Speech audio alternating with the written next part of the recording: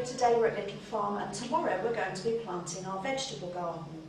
The first thing we're going to be planting are tomato plants, and we've got a good example of a nice sturdy tomato plant here that we're going to be putting in and hoping to produce some nice fruits like the ones that you can see on the table. And secondly, we're going to plant aubergines, and again we've got a nice aubergine plant here and we'll be hoping to produce fruits like the ones we've got on the table here.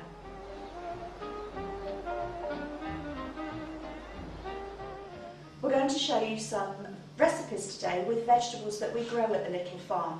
Now the reason we grow our vegetables here is so that we can serve them to our guests and also so that we can share them with our friends in the local community. So today we're going to make a tomato and aubergine bake, and to do that we'll firstly be slicing some aubergines and salting them, and I'll explain a bit more about that later. And then we'll also slice some tomatoes and some onions, chop some garlic, slice some cheese and layer that up in a dish and bake it in the oven. As I said earlier, we're going to need to do some special preparation with an aubergine. We're going to take both ends off and then we are going to slice them into slices all the way along, nice even slices. And we're going to pop them into the dish that I've got to the side here, and we need to salt aubergines. Now this is because the aubergine is quite bitter and also because we need to draw the water out of it. So we'll leave them in some salt for about 5 minutes.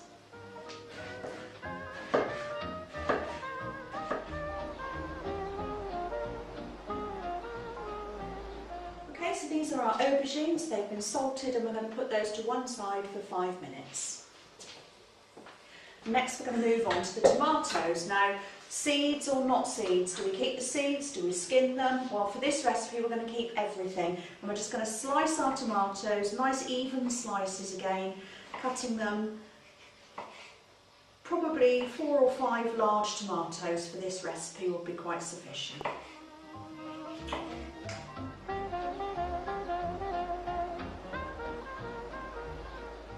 So we've finished our tomatoes and next we're going to move on to chopping the onions. Now lots of different ways to chop onions, lots of people have discussions about whether to leave the stem end on to stop them crying, whether to leave the root end on to stop them crying. Personally I don't believe any of those things work. Some of my friends hold them under running water. I just get on and peel it. It's much easier, much quicker, and if you're going to cry, you're going to cry. You can try goggles or glasses, none of them work. Make sure you cut the onion down the centre first and always put 2 flat sides on the board so it's safe for chopping. And then we're going to go straight across because we just want semicircular pieces of onion which we will pull apart like this and use to layer up in the dish.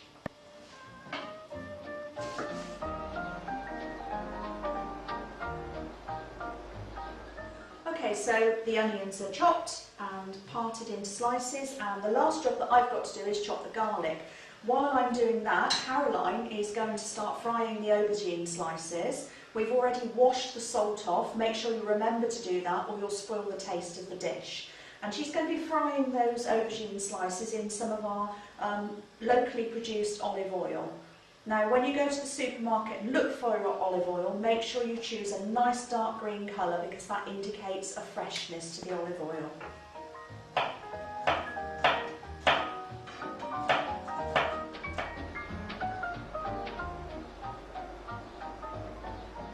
Okay, so our ingredients are ready, so let's just go back through what we've done. Caroline has cooked the aubergines in olive oil, and she fried those for about 2 minutes each side till they're a nice golden brown colour, and they're ready to go into the dish now.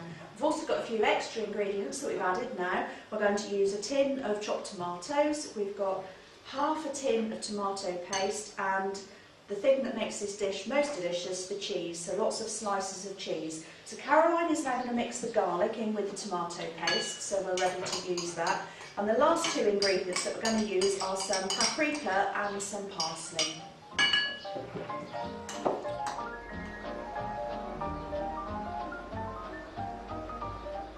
Okay, so we're ready to begin the layering process. This is the final part of making this dish. We start with a layer of tomatoes in the bottom of the dish.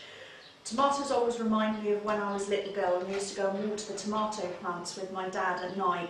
In England we grow tomatoes in a greenhouse, but here in Turkey, of course, we don't need that commodity.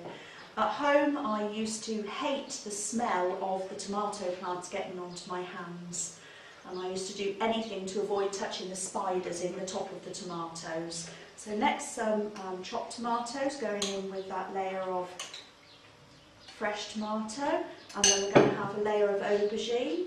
Caroline, would you like to get the onions ready to go on the top next? So we're going to layer that up all together. Doesn't have to be accurate, okay? It's just a layering process that is going to make this dish nice and simple to prepare, nice and quick and easy to prepare, and nice and nutritious when you've finished it. So onions go on next.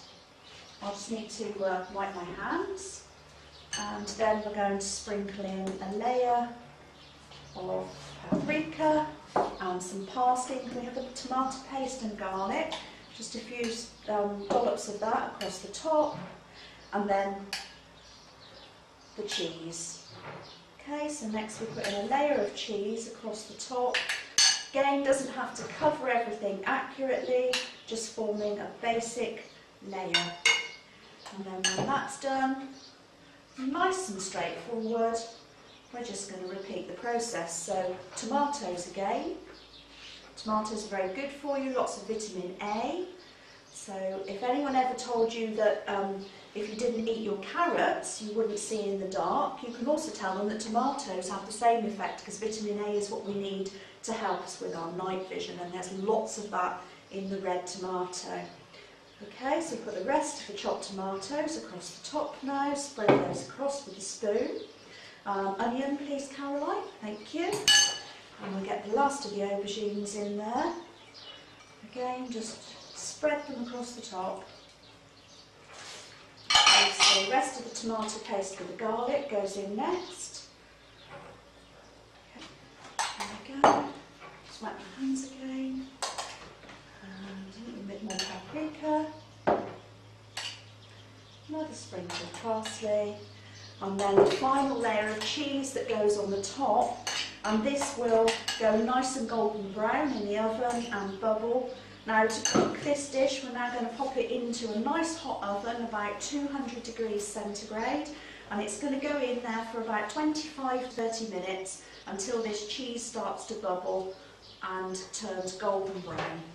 And that's your dish. A lovely supper dish. You can cook it for one person, you can cook it for 16 like I'm doing tonight at Little Farm.